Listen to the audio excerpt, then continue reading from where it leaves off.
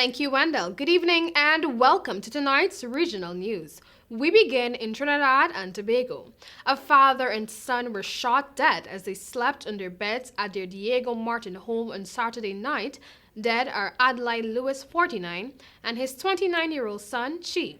This double murder comes 4 months after Adelaide's stepson, Abisada John, 45, was shot dead under eerily similar circumstances. John, better known by his alias Food, was also shot dead in bed in July. According to police reports, Lewis and his son were asleep when gunmen stormed their home and opened fire. The gunmen then escaped.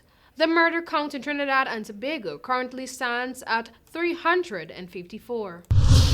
Still in Trinidad and Tobago, the University of Trinidad and Tobago, UTT, is moving to shut down 4 of its 11 campuses before year's end. The campuses to be closed down are the ones in Vaseline, Chaguanas, Arima, and Corinth. UTT Chairman Professor Clement Imbert confirmed that the university's operations has been struggling to keep afloat due to financial difficulties. UTT is currently facing a cash deficit of $57 million for the fiscal year 2021.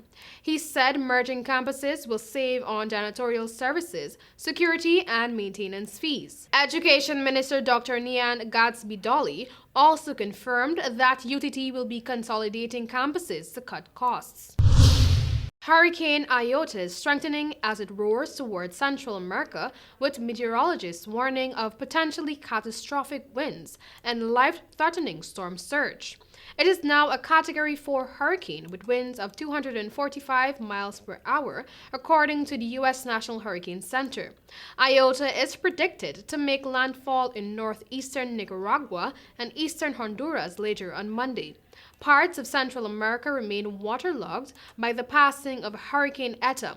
Eta left at least 200 people dead. Honduras, Guatemala, and Nicaragua have evacuated residents living in low-lying areas and near rivers in the Atlantic coastal region, which Iota is expected to hit.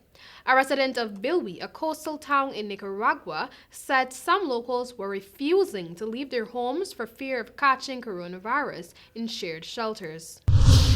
And now in Peru.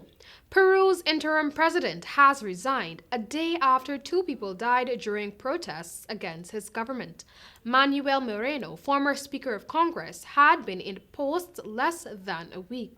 He replaced President Martin Vizcarra, who last Monday was removed in an impeachment procedure over bribery allegations, which he denies.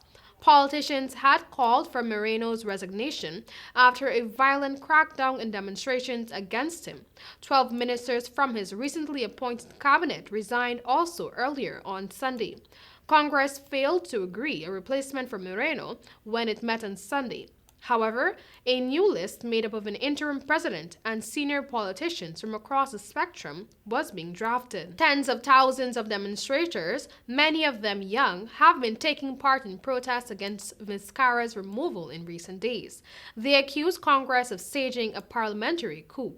Saturday's protests in Lima were largely peaceful, but clashes broke out towards the evening between police and protesters. Police reportedly fired tear gas and shotgun pellets to repel demonstrators, some of whom had thrown fireworks and stones. 2 students, Jack Pintado, 22, and Inti Soltello, 24, were killed in protests.